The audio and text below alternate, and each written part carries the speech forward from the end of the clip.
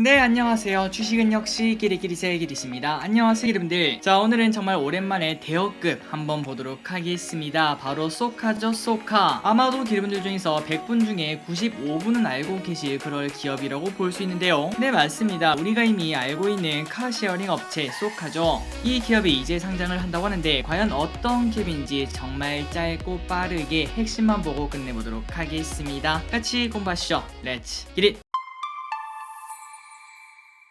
그런데 지금 솔직히 말해서 사정이 안 좋은 건 맞습니다. 대여들이 정말 많이 온다라고 말했지만 증시 분위기가 너무나 안 좋다 보니까 현대 엔지니어링 상장 철회, SK쉴더스 상장 철회, 그리고 원스토어 상장 철회 등 이렇게 많은 기업들이 상장 철회 아픔을 가지고 전부 다 물러나게 되었죠. 그렇기 때문에 쏘카도 야, 다른 애들도 그랬으니까 쏘카도 결국 뭐 고평가니 뭐니 이런 얘기 나오면서 상장 철회되거나 아니면은 우리가 먹을 게 없는 그런 상황 나오지 않을까? 충분히 그렇게 생각을 해볼 수 있는데, 그런데 이런 와중에 어쨌든 도전을 한다는 거는 쏘카도 나름 자신이 있다고 볼 수 있겠죠. 그렇기 때문에 오늘은 그 자신감이 무엇인지 한번 보도록 하겠습니다. 일단 아직은 조금 시간이 남긴 했습니다. 한 20일 정도가 남았네요. 8월 1일부터 2일까지 수요 예측을 하고, 그리고 4일날에 공모가가 확정이 되며 그 다음 주인 8월 8일에서 8월 9일 그때 청약을 시작을 한다고 합니다. 그러니까 청약일까지는 거의 한 달 정도가 남은 걸 확인할 수 있습니다. 이제 본격적으로 어떤 기업인지 설명을 해드리도록 할게요.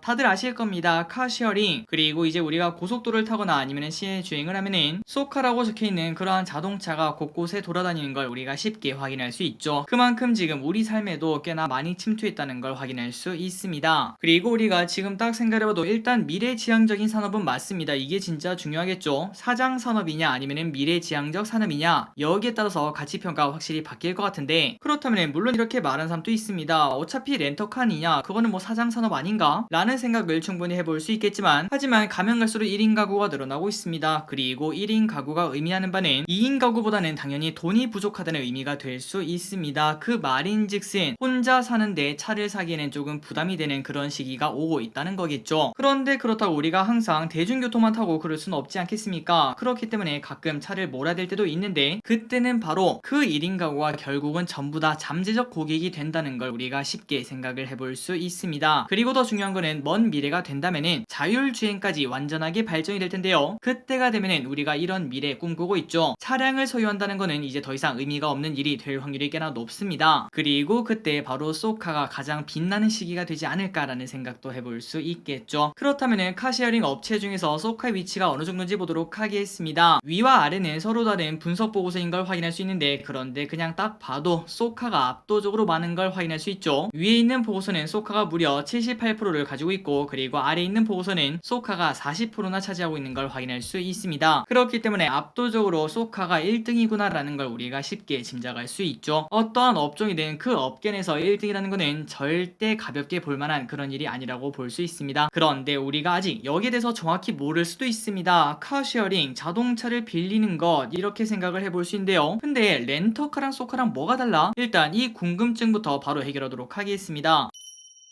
바로 차이점을 확인해 보도록 하겠습니다. 왼쪽은 렌터카, 그리고 오른쪽은 카시어링인데요. 일단 렌터카는 대부분 24시간이 기본입니다. 그렇기 때문에 장거리 여행에 적합하다고 볼 수 있겠죠. 하지만 쏘카의 장점은 바로 여기 있습니다. 초단기 대여가 가능하다는 거, 최소 30분부터 시작을 한다고 하니까 당연히 그 효율성이 더 뛰어나다고 생각을 해볼 수 있겠죠. 그리고 두 번째, 렌터카 같은 경우에는 대면 거래 아마도 여러분들 해본 적 있으실 겁니다. 렌터카를 빌리려면 결국 렌터카 사업장까지 간 다음에, 그리고 그 영업시간 또 맞춰서 가야겠죠. 밤 늦게 아니면은 저녁 늦게 이럴 때 가면은 전혀 빌릴 수가 없는 걸 확인할 수 있습니다. 하지만 쏘카는 그런 거 필요 없죠. 그냥 완전 무인 비대면이고, 그리고 시간도 자유도가 매우 높기 때문에 당연히 렌터카보다 훨씬 더 편하다고 볼 수 있습니다. 그리고 빌리는 장소도 렌터카는 정해져 있습니다. 그 업장까지 가야 되죠. 하지만 쏘카 같은 경우에는 인접한 곳에서, 아마도 지금 여러분들 대도시에 사신다면은 걸어서 10분 내외는 거의 쏘카존이 있을 거라고 생각을 해볼 수 있습니다. 그 정도로 편의성이 높다라는 걸 생각을 해볼 수 있겠죠. 자, 그렇다면 여기서 질문 하나 드리도록 하겠습니다. 우리나라에 쏘카존은 과연 얼마나 있을까요? 1번 1000개, 2번 2000개, 3번 3000개, 4번 4000개. 자, 정답을 바로 말씀드리도록 하겠습니다. 바로 정답은 21년 기준 4번입니다. 전국에 4114개나 있다고 합니다. 엄청나게 많죠? 그 정도로 쏘카존이 많으니까 우리가 언제든 빌릴 수 있다는 거 매우 큰 장점이고, 그리고 갈수록 늘어난다는 게 더 큰 장점이라고 볼 수 있겠죠. 그렇다면 소카의 사업 내용을 보도록 하겠습니다. 과연 도대체 뭘로 먹고 사는가? 일단 가장 큰 97.3%는 카시어링입니다. 우리가 알고 있는 그 사업이죠. 그런데 다른 산업도 일단 하고 있네요. 물론 1.3%, 1.1%로 이 정도는 그냥 무시해도 되지 않을까라는 생각은 해볼 수 있겠지만 나중에는 이 친구가 훨씬 더 커질 수도 있다는 건 생각을 해봐야 될 것 같습니다. 그래서 그 두 개가 뭔가 봤더니 첫 번째는 플랫폼 주차 서비스. 조금 뒤에 보시면 아시겠지만 우리가 보통 자동차를 타다가 한 번 또 안 가본 곳을 가면은 가장 고민이 뭐죠? 맞습니다. 주차입니다. 하지만 이 플랫폼을 깔면은 아무리 내가 초행길이라도 그 옆에서 바로 주차를 할 수 있는 그런 장소를 알려준다고 하니까 매우 뛰어나다고 볼 수 있겠죠. 그리고 오른쪽에 있는 두 번째 산업은 전기 자전거 공유라고 합니다. 이거는 여러분들 아마도 다들 알고 계실 거라고 생각해요. 그리고 국내 카시어링 시장은 갈수록 성장을 하고 있습니다. 자, 여기 볼까요? 17년부터 18년 그리고 26년 예상치까지 나와 있는 걸 확인할 수 있는데 연평균 7.5%씩 성장하는 걸 확인할 수 있고, 그리고 침투율은 3.6에서 4.3, 그리고 올해는 4.5, 그리고 26년에는 5.3까지 쭉쭉쭉쭉 올라가는 걸 확인할 수 있습니다. 여기서 몇 가지 더 말씀드리자면은 일단 국내 승용차 소유자의 약 50%는 평일 차량 운행 횟수가 2회 이하라고 합니다. 그리고 차를 사면은 당연히 유지 비용이 따라오지 않겠습니까? 그런데 그 유지 비용의 32%가 운행과 무관한 비용이라고 합니다. 그러니까 막상 차를 사더라도 물론 사람마다 다르고 그 다음에 또 업종마다 다르겠지만 하지만 평균적으로 보자면은 차량 사용 횟수가 그렇게 크지만 않다고 합니다. 또한 유지 비용도 운행과 무관한 그러한 비용이 나온다고 하죠. 그러니 말 그대로 차를 사면은 뽕을 뽑아 먹는 사람도 분명히 있겠지만, 그런데 그 반대로 어떻게 보면은 차를 사는 것 자체가 손해가 아닐까, 그냥 저 정도면은 택시 타고 다니는 게 더 싸지 않을까, 이런 사람들도 분명히 있다는 겁니다. 그래서 이는 합리적 소비를 추구하는 20대 및 30대를 중심으로 한 신차 구매 대수의 하락으로 이어지고 있으며, 그리고 그 이야기는 바로 카시어링 업체가 커질 수밖에 없다는 증거라고 볼 수 있겠죠. 그렇다면 소카를 어떻게 사용하는지 보도록 하겠습니다. 일단 저 기리스는 소카에 관심이 있긴 했는데 한번 또 사용은 해보지 않았어요. 그래서 한번 찾아보니까 정말 간단하더라고요. 그래서 어떻게 사용하는가? 일단 앱을 깝니다. 그리고 회원 가입을 하고 결제 카드를 등록해요. 그 다음에는 이제 어플에 들어가서 대여 시간을 선택하고 대여 위치, 그 다음에 차량을 선택합니다. 여기까지 오면은 사실상 끝났겠죠. 벌써 끝났습니다. 그리고 대여 요금을 결제한 다음에 차량을 이용하고 그 다음에 차량을 반납한 다음에 마지막으로 주행 요금을 결제하면 끝난다고 합니다. 그러니까 과거처럼 렌터카 업체까지 간 다음에 서류에다가 사인할 필요도 없이 그냥 어플로 뚝뚝뚝 하면은 바로 끝난다는 소리가 됩니다. 그리고 차량을 찾으러 가는 것도 그 다음에 반납도 정말 편리하다고 볼 수 있겠죠. 그리고 플러스 소카 같은 경우에는 중고차 매각으로도 수익을 내고 있습니다. 3년 이상 사용한 차량을 매각 대상으로 검토를 하고 차량의 상태, 카시어링, 고객 수요, 해당 시기, 중고차 가격 등을 종합적으로 검토해서 이거는 지금 팔면 좋겠다 라고 판단이 내리면은 그때는 지금까지 사용한 차량을 중고차로 또 팔아서 또다시 다른 차를 사거나 아니면 다른 곳에 투자를 한다고 생각을 해볼 수 있겠죠. 그리고 소카의 힘은 이러한 데이터에서 나온다고 볼 수 있습니다. 지금 또 우리가 이걸 공부하는 이 시기에 소카는 두 가지 데이터를 쌓고 있는데요. 첫 번째는 차량 데이터, 그리고 두 번째는 유저 데이터입니다. 일단 유저 데이터라는 거는 예를 들자면은 부산보다는 대구에서 사람들이 소카를 더 많이 타는구나, 그리고 시내보다는 대학교에서 더 많이 찾고, 또한 나이대 그리고 성별 여기에 따라서 어떤 차를 선호하는지 그러한 데이터도 확보할 수 있을 것 같습니다. 그리고 다음으로 차량 데이터는 뭘까요? 맞습니다. 주행거리가 엄청나겠죠. 정말 많은 차량이 지금 또 전국을 돌아다니기 때문에 거기서 얻을 수 있는 데이터가 꽤나 크다라고 생각을 해볼 수 있습니다. 그래서 이것 때문에 조금 뒤에 보시면 아시겠지만 소카가 지금 조금 고평가 아닌가 이런 얘기를 듣거든요. 그 이유가 뭔가 봤더니 비교 기업에 바로 자율주행 업체를 넣은 바 있었는데 이러한 이유에서구나 라고 생각을 해볼 수 있습니다. 어쨌든 그 부분은 조금 뒤에 보도록 하고 계속 보도록 할게요.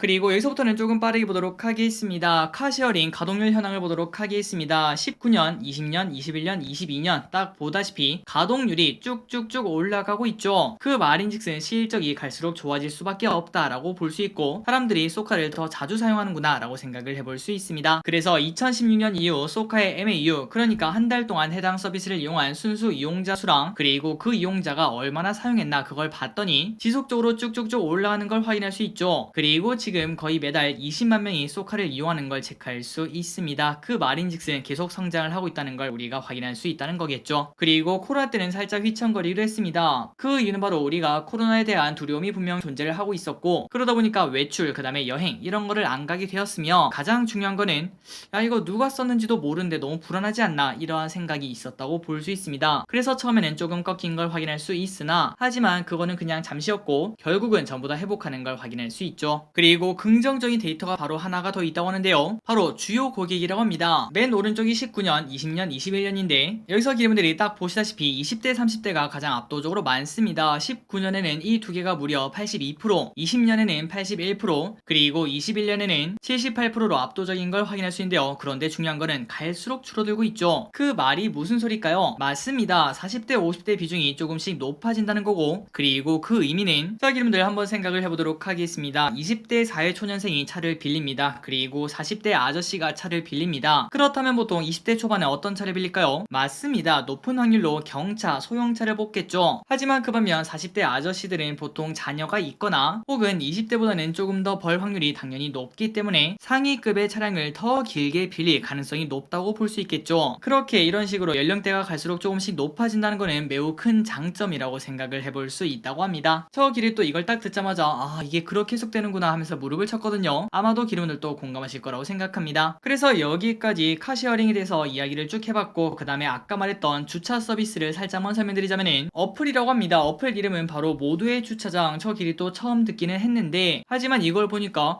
이거 괜찮은데 라는 생각이 들더라고요. 빠르게 설명드리도록 할게요. 자, 모두의 주차장이란 서비스는 국내 최대 주차장 정보를 확보하고 있는 주차장 플랫폼 1위 서비스라고 합니다. 아까 말씀드렸던 대로 주변에 어떤 주차장이 있는지, 그리고 주차 요금이 얼마인지, 정기권은 얼마인지, 기계식인지 아닌지, 카드 결제가 되는지 그런 것들을 전부 다 확인할 수 있다고 하는데요. 그리고 또한 이게 진짜 신박했습니다. 만약에 내가 나만 쓸 수 있는 사유지가 있다고 생각을 해보도록 하겠습니다. 그런데 보통 내가 출근하고 나면은 그 땅은 그냥 비는 땅 아니겠습니까? 하지만 이 어플을 통해서 그 땅을 내가 원하는 시간대만 빌려줄 수가 있다고 합니다. 그러니까 어차피 남는 땅에다가 다른 차량이 주차하고 나는 그 대신에 돈을 벌고 이런 구조가 가능하다는 거겠죠. 매우 신박하다고 볼 수 있습니다. 그리고 모두의 주차장의 연평균 MAU 및 거래액을 보시면은 지속적으로 성장을 하고 있다는 걸 체크할 수 있죠. 그런데 우리가 아까 보다시피 일단 사업 부분의 매출을 보자면은 카시어링이 압도적입니다. 그래서 주차 서비스와 그 다음에 공유 자전거 이거는 그렇게 크진 않지만 하지만 나중에는 또 모르겠죠. 이 두 개가 무섭게 따라올 수도 있다라는 거 생각을 해볼 수 있습니다. 그리고 설령 이 두 개가 오지 않더라도 카시어링 하나만 봐도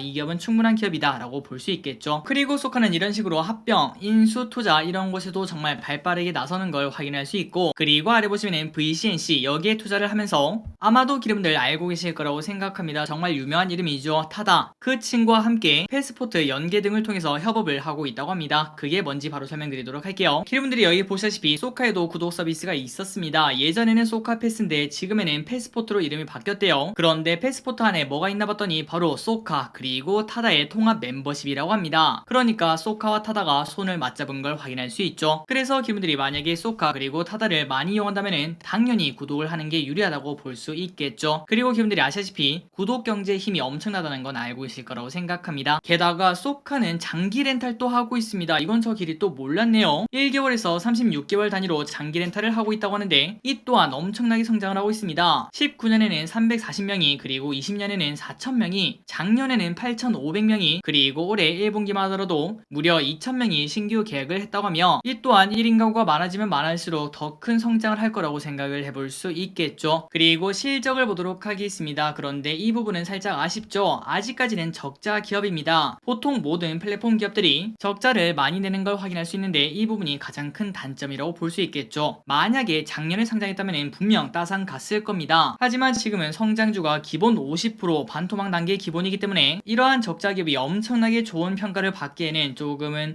힘들다, 눈높이는 좀 낮춰야 되지 않을까라는 생각은 해볼 수 있겠네요. 하지만 그럼에도 불구하고 엄청나게 성장하는 기업이라는 거 이거는 잊으시면 안 될 것 같습니다. 그리고 이제 마지막으로 단점을 보도록 하겠습니다. 벌써 끝나가네요. 바로 첫 번째 단점은 택시와 부딪힌 적이 있었다는 겁니다. 우리가 지금 딱 생각해봐도 카시어링이 많아지면 많아질수록 택시기사가 설 자리가 좀 부족하긴 하겠네 라는 생각을 해볼 수 있겠죠. 그렇기 때문에 이렇게 관문이라고 될까요? 이 관문을 넘어야 된다라고 생각을 해볼 수 있고, 그리고 여기 보시면은 세계적인 카시어링 업체라고 볼 수 있겠죠. 우버는 2013년에 한국에 출시한 바 있었습니다. 하지만 2014년 딱 1년 만에 국토부와 서울시에서 우버 운행이 불법이다 이렇게 규정한 바 있었죠. 그리고 그 외에도 정말 많은 기업들이 도전했습니다. 벅시 렌터카, 플러스, 럭시, 차차 크리에이션 공유 서비스 이렇게 많은 업체들이 한국 카시어링을 잡겠다 이런 얘기를 하며 들어오는 걸 확인할 수 있는데 하지만 아래 보시면은 전부 다 반발에 부딪히는 걸 확인할 수 있습니다. 그리고 21년 6월에는 헌법재판소에서 타다 금지법이 합헌이다 이런 얘기가 나왔죠. 그렇기 때문에 이러한 단점이 분명 존재하는 산업이라는 건 조금 아쉬운 부분인 것 같습니다. 그리고 사실 우리는 이 부분이 가장 궁금합니다. 진짜 고평가일까? 바로 보도록 하겠습니다. 자, 소카 같은 경우에는 왼쪽 위에 보시면은 우버, 리프트, 그랩 정말 많이 들어본 기업들이죠. 세계적인 기업들입니다. 이런 기업들 플러스 그리고 다른 기업들을 넣어서 가치 평가에 나서는 걸 확인할 수 있는데요. 하지만 여기서 고평가 논란이 나오고 있습니다. 우리가 지금 딱 생각해봐도 소카는 어떤 기업이랑 가장 비슷할까요? 물론 오른쪽에 있는 기업들은 잘 모르겠지만 왼쪽에 있는 우버, 리프트, 그랩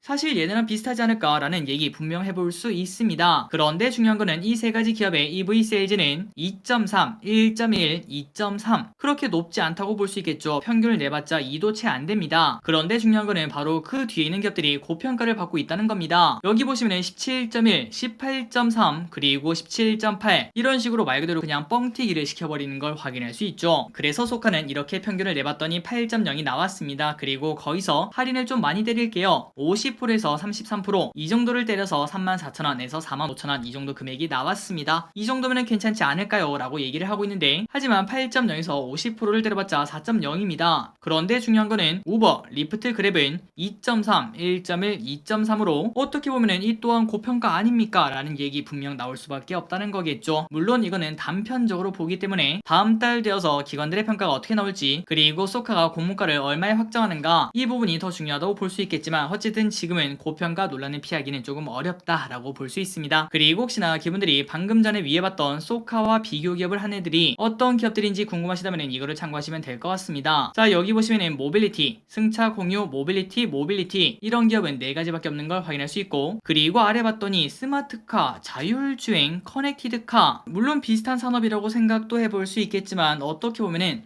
그래도 이걸 굳이 넣어야 되나? 라는 생각은 조금은 해볼 수 있겠네요. 이 부분에 대해서는 기분들이 직접 한번 보시면서 판단을 해보시면 좋을 것 같습니다. 그래서 이제 마무리해보도록 하겠습니다. 공모 개요 청약일은 다음 달입니다. 8일부터 9일까지 그러니까 아직 시간이 조금 남았고 현재 공모밴드는 34,000원에서 45,000원 공모가는 8월 4일날 확정 그리고 균등 청약은 일단 최소 20줄어서 45만원이 필요하다는 건 참고하시면 좋을 것 같습니다. 그리고 예상 시총은 1조 5천억으로 엄청난 대여급이라고 볼 수 있겠죠. 마지막으로 주관사는 3가지입니다. 미래셋, 삼성, 유안타 이 안에서 유안타는 크지 않기 때문에 무시하셔도 될 것 같고 위에 있는 미래셋 그리고 삼성 이 둘 중에 하나만 있으면 될 것 같습니다. 자, 여기까지 소카에 대해서 한번 공부를 해봤습니다. 오늘도 이렇게 같이 공부해서 진심으로 감사드리고 아직까지는 한 달 정도 남아서 지금 고평가니 많이 이런 얘기 하기는 조금 어려울 것 같습니다. 한 달 뒤에 코스피가 몇일지도 우리가 지금 모르기 때문이죠. 만약에 증시가 빠르게 반등한다면은 소카도 더 웃을 확률이 높다고 볼 수 있겠죠. 어쨌든 추후에 또 다른 정보가 있다면은 그때 기분들이랑 같이 공부해보도록 하고 오늘 또 이렇게 같이 공부해서 진심으로 감사합니다. 지금까지 기리셨습니다. 빠이요.